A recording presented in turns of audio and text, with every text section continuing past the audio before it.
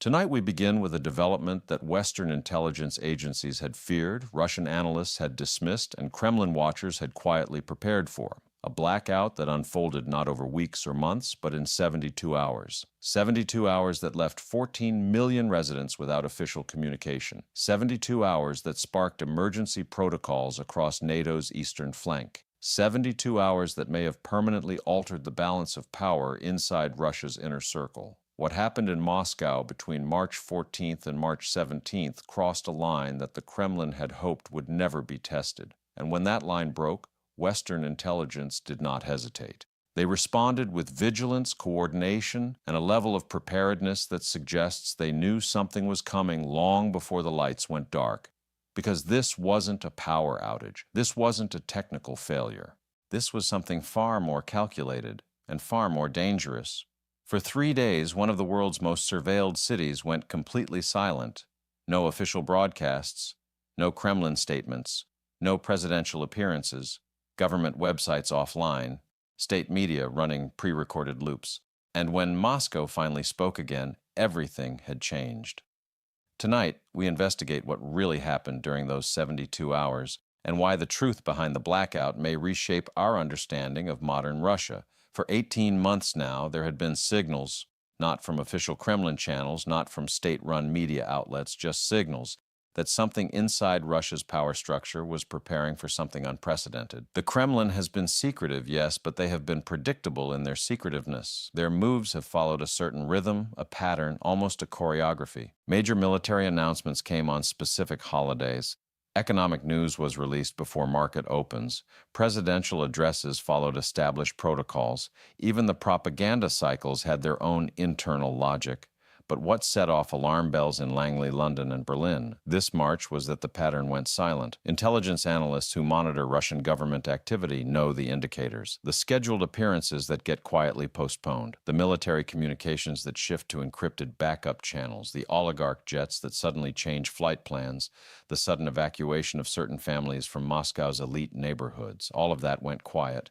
And whenever Moscow goes quiet, it means something is about to get loud. Western intelligence agencies had been tracking what they internally called Protocol 17, a reference to the specific communication patterns that emerge when the Russian government is preparing for what analysts describe as internal recalibration. The last time these patterns appeared was in 2011, just before major government reshuffling, before that 1993 during the constitutional crisis. But this time the patterns were different. This time they weren't just preparing for political theater. This time something inside the Kremlin was fundamentally unstable. And on March 14th, at approximately 2:47 a.m. Moscow time, that instability became visible to the entire world. Early morning on March 14th, the National Security Agency detected what they described as a complete communications anomaly originating from the Moscow metropolitan zone, including government frequency silence that had not been observed in over 31 years. These are the kinds of communication blackouts that the Russian government only implements when they are signaling something very specific: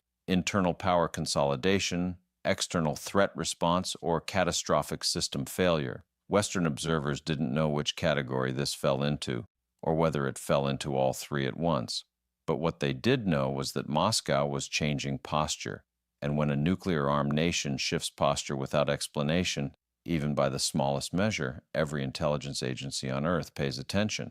Within the first 6 hours, satellite imagery revealed unusual activity at 3 separate government facilities outside Moscow.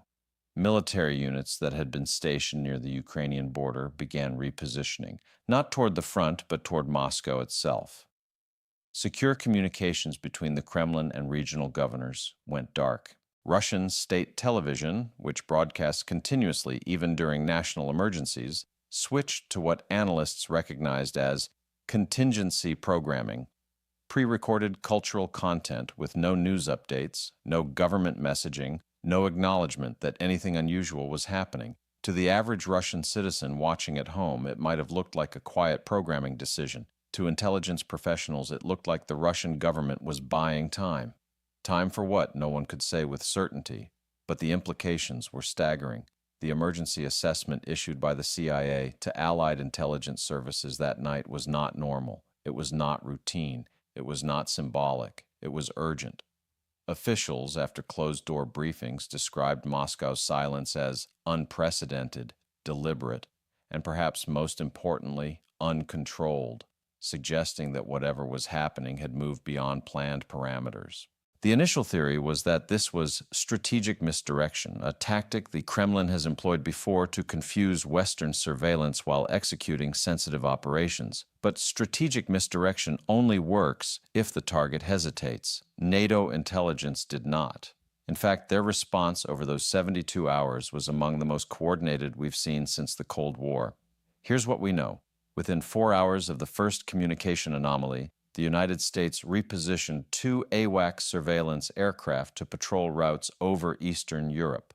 These weren't the routine reconnaissance missions that fly weekly over the Baltic. These were high-priority intelligence-gathering platforms, systems that NATO only deploys when they are preparing to track potential military mobilization in real time. The United Kingdom activated emergency protocols at GCHQ, their signals intelligence headquarters, flooding additional analysts onto Russian communication monitoring. Germany's BND intelligence service reportedly reached out directly to assets inside Russia, something they typically avoid doing unless circumstances demand immediate ground-level information. France moved naval assets in the Mediterranean to positions that would allow rapid response to any Black Sea developments. And Poland, which shares the longest NATO border with Russian-aligned Belarus, quietly elevated their military readiness status without public announcement. All of this happened within the first 12 hours. Before anyone knew what Moscow was doing, the West was already preparing for the worst. Tonight, intelligence sources confirmed that Western agencies launched coordinated cyber reconnaissance operations on Russian government networks, including systems at the Russian Ministry of Defense that had recently been isolated from standard internet infrastructure for what analysts believe was internal security lockdown. NATO cyber commands probed these networks before Russian countermeasures could fully activate. They accessed communication metadata from the presidential administration. They accessed server logs from the FSB's internal network. They accessed routing data from military communication nodes that were likely preparing to coordinate domestic operations. In other words, Western intelligence targeted the nervous system of the Russian state, the infrastructure that would have coordinated whatever Moscow was planning. This is what made the initial assessment so urgent. Moscow's blackout wasn't just unusual, it was operationally significant. It represented the kind of communication shutdown that could precede internal military action if left unmonitored. And Western intelligence, understanding that fully, responded with precision, not recklessly, not impulsively, but strategically. They didn't activate public alert systems that would have caused panic. They didn't leak information that would have compromised sources. They focused on intelligence gathering. They focused on asset protection. They focused on positioning themselves to respond to any scenario. What they found during those 72 hours of intense surveillance would eventually explain why Moscow had gone dark. But the full picture wouldn't emerge until the blackout ended, and the Kremlin's first statement revealed more than they intended. And here's where the story becomes even more unsettling. Western analysts now believe that Moscow's blackout was designed to contain the fallout from an internal power struggle that had spiraled beyond anticipated boundaries after months of growing tension within Putin's inner circle. The Kremlin wanted to see whether they could manage a domestic crisis without triggering external intervention. But instead, the opposite happened. NATO intelligence didn't wait for clarity. They launched surveillance operations that were so comprehensive, so coordinated that even Moscow noticed. You don't get the Kremlin's attention easily, but during those 72 hours, Western intelligence did. Former intelligence officials speaking with European media under anonymity described Moscow's blackout as containment protocol, a way to prevent internal instability from becoming visible to the outside world while the situation was resolved. But Western surveillance proved that external visibility was never an option. Their intelligence operations were not only successful, they were timed so precisely that analysis suggests NATO knew something was wrong before the blackout even began. That timing matters because it shows the depth of Western penetration into Russian early warning systems. It shows that NATO is not simply reacting to Russian moves, they are anticipating them. Sources suggest that Western intelligence had identified unusual patterns in Russian government behavior as early as March 11th, 3 days before the blackout began. Private jet movements, family relocations, Unusual activity at government dacha compounds outside Moscow. The signs were there, and Western agencies were watching. What they witnessed during those 72 hours would eventually be classified at the highest levels. Information so sensitive that only heads of state and senior intelligence officials have been briefed on the full details. But enough has leaked to piece together a disturbing picture of what happened inside the Kremlin during those 3 days of silence. As reports continued coming in throughout the 72-hour window, we learned more about the scale of the internal crisis. Kremlin security services carried out what sources describe as protective relocations, forcing several prominent officials out of Moscow to secure locations in the Ural region. The FSB targeted communication devices belonging to individuals who had been under internal surveillance in the last 6 months. Military units operating within the Moscow garrison reportedly secured government buildings used by factions suspected of organizing against current leadership. This wasn't just a communication blackout. This wasn't just a technical anomaly. This was internal consolidation. This was a power struggle. And power struggles are the one thing the Kremlin has struggled to hide since the Wagner Group mutiny of 2023. For every appearance of unity they have projected, Western intelligence has countered with evidence that suggests something far more fractured happening behind closed doors. The blackout was in many ways confirmation of what analysts had suspected for months. The Russian government is not as unified as it appears. Multiple factions, multiple agendas, multiple visions for Russia's future. And during those 72 hours, those factions apparently came into direct conflict. Remember, the Kremlin thought they could manage internal tensions indefinitely. They thought the war in Ukraine would unite the population behind the government. They thought Western sanctions would weaken before Russian resolve did. They thought the oligarchs and military commanders would remain loyal as long as the money kept flowing. But tonight, the exact opposite is happening. The war has created new power centers within the military that operate semi-independently of Kremlin control. Sanctions have squeezed the oligarchs hard enough that their loyalty is no longer guaranteed. And the population, and while publicly compliant, is showing signs of war fatigue that even state propaganda cannot fully suppress. The blackout wasn't random. It was the inevitable result of pressures that have been building since February 2022. And when that pressure finally erupted, Moscow had no choice but to go silent while they contained the damage. What makes this moment so dangerous and so revealing is that Moscow's blackout happened at a time when Vladimir Putin is under pressure from every direction. Military hardliners want escalation in Ukraine, including expanded strikes and potential tactical nuclear demonstrations. Economic pragmatists want de-escalation and a negotiated settlement that would ease sanctions. Security services want expanded domestic control to prevent any challenges to the current power structure. Regional governors want resources that are currently being consumed by the war effort.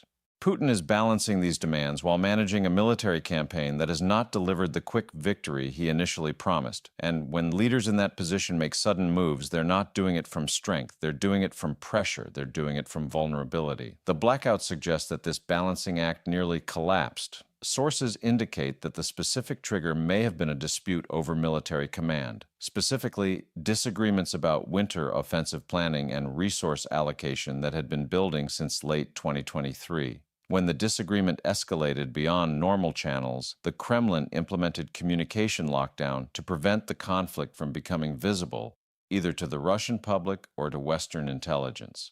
They failed on the second count, and the information Western agencies gathered during those 72 hours may have permanently altered their understanding of Kremlin internal dynamics. The intelligence assessment now circulating among Five Eyes nations was designed to signal that Western governments are not willing to allow Russian internal instability to become an external threat. Officials said plainly that Moscow's communication blackout was inconsistent with the behavior of a stable government managing routine operations. That is diplomatic language for something serious is happening inside Russia, and we are prepared to respond if it spills beyond their borders. You don't usually hear that tone from Western intelligence services unless something genuinely unprecedented is at stake. The assessment reportedly included specific contingency recommendations, military positioning, diplomatic outreach to Russian-adjacent nations, and enhanced monitoring protocols that remain in effect even now, weeks after the blackout ended. These aren't temporary measures. These are the foundations of a new posture toward Russia, one that assumes internal instability is now a permanent factor in strategic calculations. Meanwhile, when the blackout finally ended on March 17th, Vladimir Putin addressed the Russian Security Council in a tense, carefully controlled speech that revealed more than he likely intended. He said, "The Russian state has faced internal challenges before, and we have always emerged stronger." He said, "Those who believe they can exploit temporary difficulties will discover that our resolve is unshakable." And he said, "Unity is not optional, it is required." These are not rhetorical flourishes. These are statements from a leader who understands just how close he came to losing control. The speech was notably shorter than Putin's typical addresses, just 11 minutes compared to the hour-long presentations he favors for major occasions. And several officials who would normally be visible during such addresses were conspicuously absent. Analysts are still working to identify who was missing and what their absence might signify. But the early assessment is clear. The Kremlin emerged from the blackout diminished, not strengthened. Whatever happened during those 72 hours cost them something: credibility, unity, or both. Here's what makes the situation even more concerning. Moscow's blackout wasn't isolated, along with the communication shutdown. Belarus also implemented unusual communication protocols during the same 72-hour window.